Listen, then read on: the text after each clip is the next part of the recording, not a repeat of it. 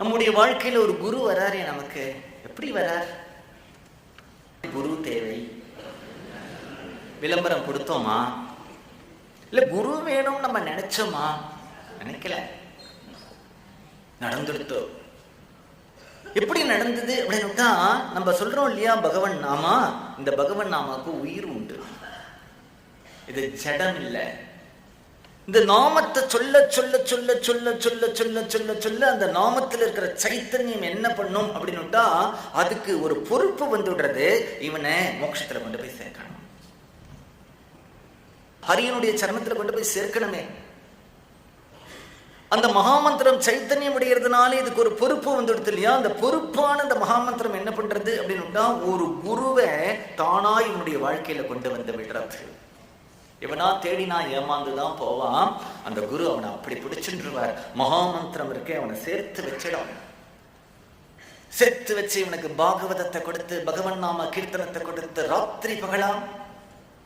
மகான்களை பாருங்கோ, லோகம் உபகாரமா எப்படி கிருப பண்றா.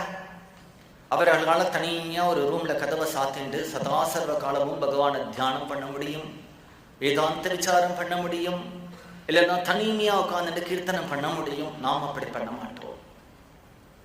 நமக்கு இது மாதிரியான ஒரு சத்சங்கம் இல்லை அப்படின்னுட்டா இந்த 2 மணி நேரத்திலே நம்ம டிவி பார்ப்போமா, தூங்குவோமா, ஏதாவது பொழுதுபோக்குக்கு போயிருப்போமா, பேப்பர் படிப்போமா, இல்ல வம்பு பேசுவோமா அப்படின்னு தெரியாது. மொத்தத்திலே இந்த நேரம் வியர்த்தமா போகும்.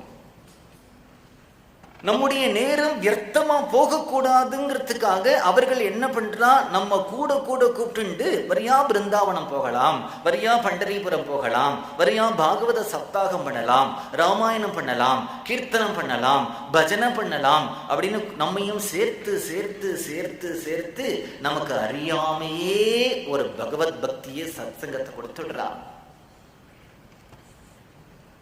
நம்ம பிறந்ததுல இருந்து இவ்வளவு நாள் வேலை பார்த்தோம், பிறந்ததுல இருந்து இவ்வளவு சம்பாதிச்சோம், பிறந்ததுல இருந்து இவ்வளவு சொத்து வாங்கியிருக்கோம் அப்படின்னு ஒரு கணக்கு இருக்கு இல்லையா.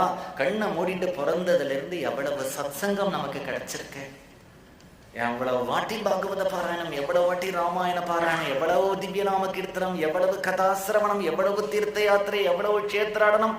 இதெல்லாம் எழுதினா மாலுமா? கிடைச்சுடுத்தே. பாகவதத்துல ஏகாதச ஸ்கந்தத்துல சொல்றார், க்ஷணார்த்தகாங்கிறார், 1/2 செகண்ட் சத்சங்கம் துர்லபம்ங்கிறார். பகவான் எதை வேண்டுமானாலும் கொடுப்பான், சத்சங்கத்தை கொடுக்க மாட்டான். அதுல அவனுக்கு அளவா தான் கொடுப்பான். நம் விஷயத்துல பகவானுக்கு ஒரு அவ்யாஜ கிருப்ப இருக்கிறதுனால அப்படி சத்சங்கத்தை வாரி கொடுத்திருக்கான். அதனாலே நம்முடைய ஜென்மாவை பார்த்து நம்ம இந்த ஜென்மா வீண் அப்படிங்கிறதாகவோ அழுத்துக்கிறதுக்கு அவசியமே இல்லை. காது குளிர பகவான் நாம கேட்டிருக்கோம், கண்ணு நிறையா குருநாதரை பார்த்திருக்கோம், கண்ணு நிறையா பகவானுடைய திவ்யமங்கல விக்கிரகத்தின் உற்சவாதிகளையும் சேவிச்சிருக்கோம், சத்சங்கத்துல சேவை பண்ணியிருக்கோம், எவ்வளவோ கஷேத்திரங்கள் எவ்வளவோ தீர்த்தங்கள்ல ஸ்நானம் பண்ணியிருக்கோம். நம்முடைய ஜென்மா பெருமைப்படக்கூடிய ஜென்மாவை தவிர அழகத்துக்கான ஜென்மா இல்லை. நம்மளை பார்த்து நாமே பெருமைப்பட்டுக்கலாம், அப்படி கிடைச்சிருக்கேன்.